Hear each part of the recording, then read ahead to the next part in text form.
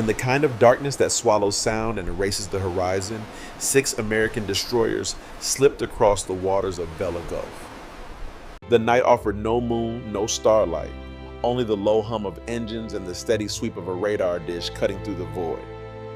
Deep inside USS Dunlap, a thin line appeared on the SG radar scope, just a faint pulse at first. But it was enough. 29,000 yards away, 4 Japanese destroyers were racing south, confident in the night they believed they owned. What the Japanese could not see, what they could not even imagine, was that the battlefield had changed. A year earlier, American ships had been ambushed again and again in these very waters, blinded by outdated equipment and doctrine. Now the roles had quietly reversed. For the first time in the Pacific War, American destroyers were hunting in total darkness with certainty, not hope. But this transformation did not come from the steel of the ships alone. It came from a new way of thinking, from the hands of radar operators whose names history rarely preserves. And it raises a question. How did a force once defeated by the night learn to dominate it so completely? In the months before that August night, the waters around the Solomon Islands had been a graveyard for American hopes. Night after night, Japanese destroyers of the so-called Tokyo Express carved through the darkness with practiced confidence, landing troops, supplies, and reinforcements with a precision that seemed almost effortless. Their lookouts, trained from youth to read the sea by starlight, could spot targets long before American eyes could make sense of the shadows. Their Type 93 Long Lance torpedoes, fast, deadly, and with twice the range of anything the United States possessed, turned every encounter into a deadly gamble. American ships had radar, but the early SC sets were crude tools in a cluttered theater.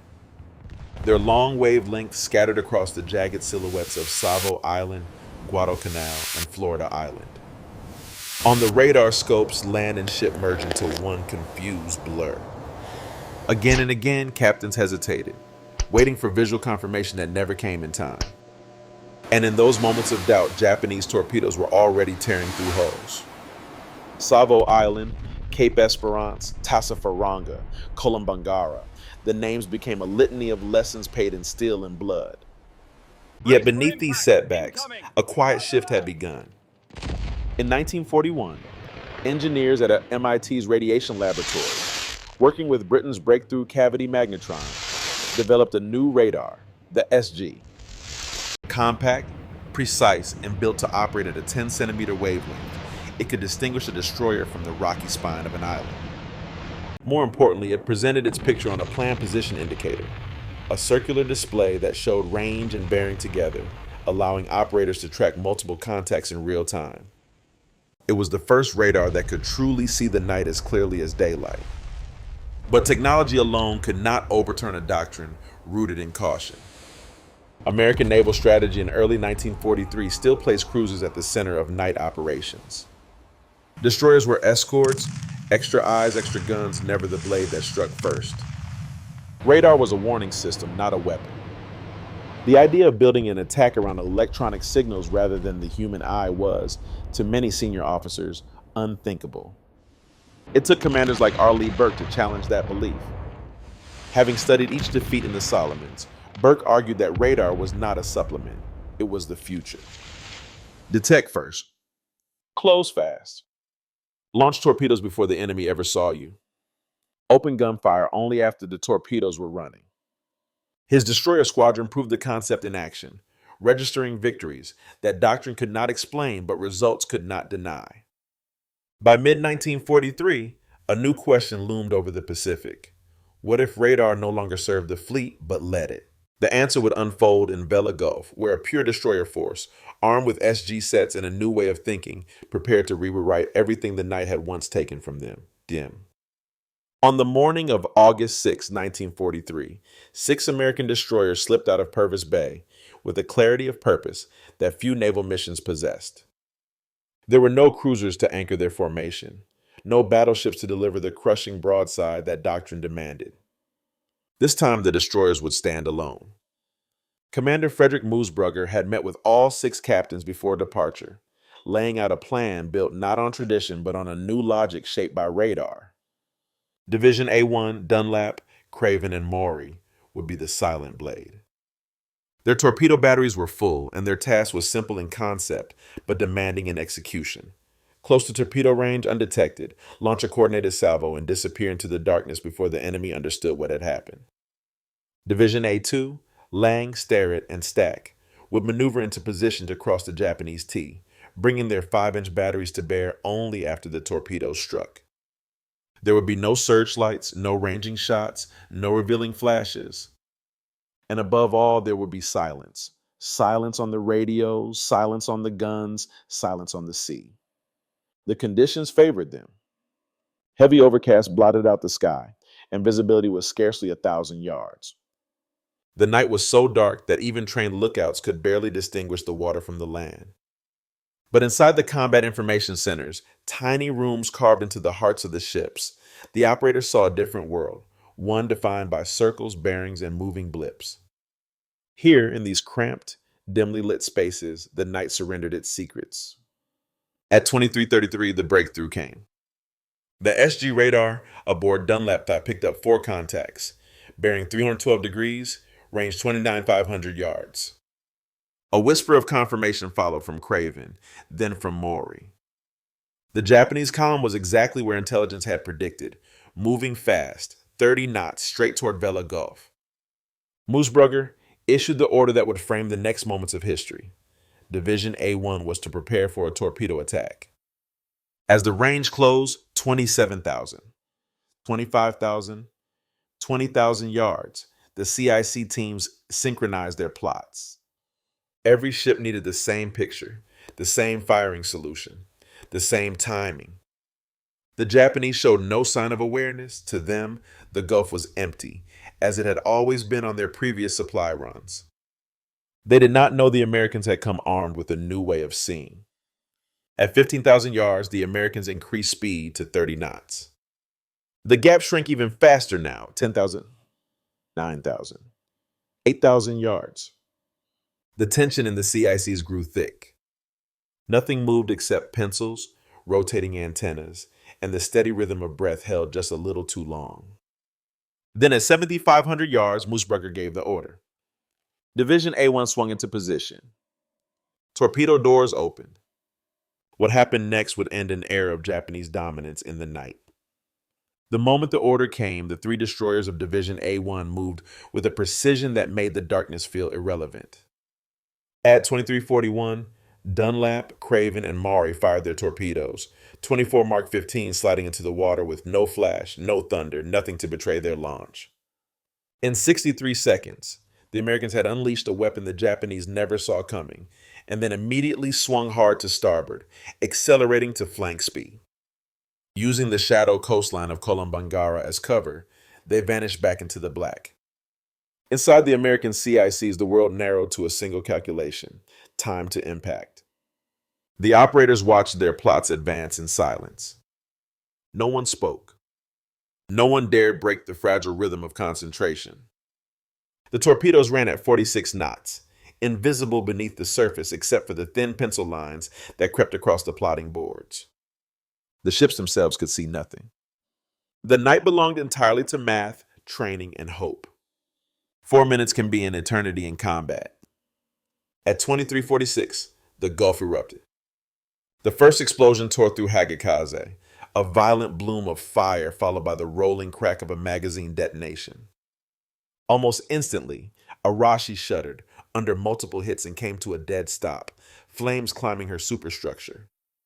Moments later, Kawakaze, carrying hundreds of soldiers, was struck amidships.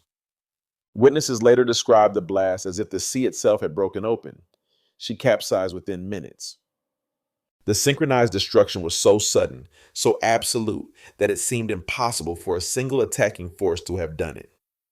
Only Shigure remained untouched, trailing behind the devastation.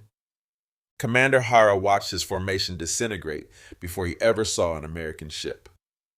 When Division A2 opened fire, their muzzle flashes momentarily illuminated the Gulf, brief glimpses of American destroyers that had been completely invisible moments earlier. Hara launched 8 long-lance torpedoes in response, but in the chaos and darkness, all ran wide. For the Americans, the fight was nearly over. With three Japanese ships burning or sinking, Division A2's 5-inch guns shredded what little resistance remained. Within minutes, Hagikaze and Arashi slipped beneath the waves. Kawakaze had already vanished. The Gulf grew quiet again, disturbed only by distant fires reflecting on the black water. The cost was staggering.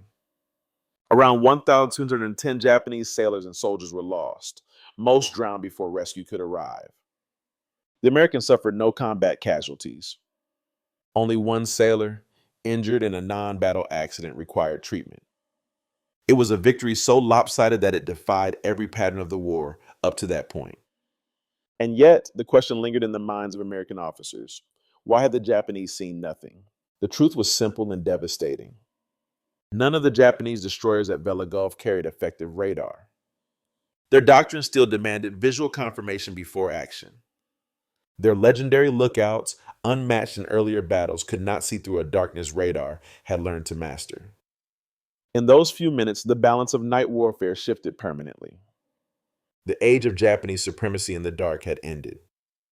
In the hours after the battle, as the 6 American destroyers regrouped and searched the Gulf for survivors, a second transformation was already taking shape. This one not on the water, but across the entire Pacific Fleet. Commander Moosbrugger's after-action report spread rapidly through naval channels. His message was unambiguous. The SG radar had not merely assisted the attack, it had made it possible. It had given the destroyers the range, the timing, and the confidence to strike first. And for the first time in the long and bitter campaign for the Solomons, the United States Navy had won a night battle without paying in steel and blood. Admiral Wilkinson circulated the report to every destroyer squadron commander. What had happened in Vela Gulf was not a lucky break or a rare alignment of conditions. It was proof that doctrine could evolve. Captains who had once hesitated to trust electronic contacts now studied the engagement with renewed attention. The idea that destroyers could operate independently, using radar as their primary site, no longer seemed radical. Within days, other task groups adopted similar tactics. The effects were immediate. On August 17th, American destroyers used radar-guided torpedo attacks to sink 2 more Japanese destroyers near Bougainville. On September 6th, 3 more Japanese ships were lost in another nighttime engagement, again without American casualties.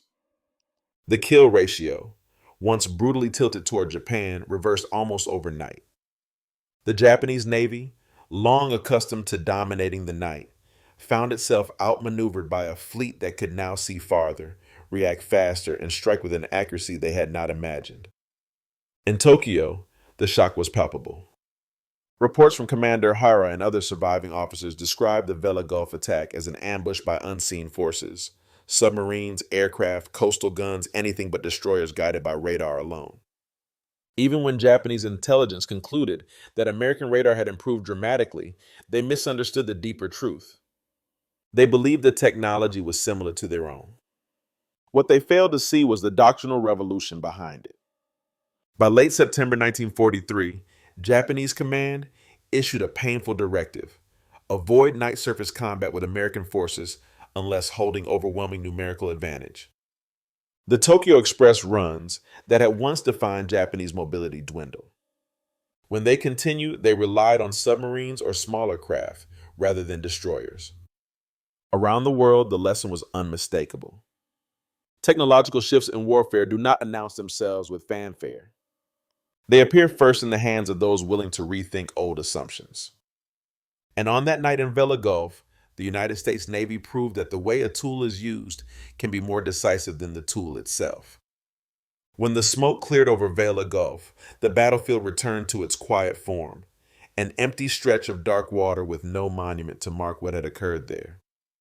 The 3 Japanese destroyers lay scattered across the sea floor, their stories silenced within minutes. The American ships steamed away, unscathed, carrying with them a lesson that would ripple across the Pacific and into every navy that dared to fight in the dark. In the months that followed, the SG radar became the unseen backbone of American night operations. Its compact frame and flickering PPI display turned destroyers into hunters, capable of reading the night with a precision no lookout could match. Yet the technology itself was only half the story. The other half belonged to the men buried deep inside the combat information centers, the radar men, plotters, communicators, and technicians who learned to trust the rhythm of their instruments as if their own lives depended on it. Their names rarely appeared in official reports. Their contributions were wrapped in wartime secrecy, sealed behind classification labels, and later erased by the relentless march of new technology. But commanders remembered. Moosbrugger would later tell young officers that no captain, no matter how seasoned, could fight effectively without listening to the technicians who understood the heartbeat of their machines. Hara, reflecting on the battle years after the war, acknowledged Vela Gulf as a perfect American victory, one shaped not by overwhelming force, but by superior understanding of how to fight in a new age. Today, little remains of the SG radar. Most units were scrapped after the war, their metal recycled, their components dispersed. The CICs, where operators once bent over glowing screens, have been torn out or lost to time. Even USS Dunlap, the ship that made first contact that night, was sold for scrap in 1947. History kept the names of admirals and captains, but the hands that turned the dials, steadied the scopes, and plotted the lines have faded into anonymity. Yet their legacy endures in every modern Navy that fights with electronic eyes, trusts digital signals, and builds doctrine around information rather than visibility. Vela Gulf was not simply a victory, it was a turning point, a moment when the night itself changed allegiance. And so we're left with the enduring question: when technology reshapes the battlefield, will we recognize the moment or only understand it in hindsight? This it, but a set. If stories like this one resonate with you, consider joining us as we explore more forgotten chapters of military history. Share your thoughts in the comments. What do you see as the lasting lesson of Vela Gulf and of the men who mastered the darkness?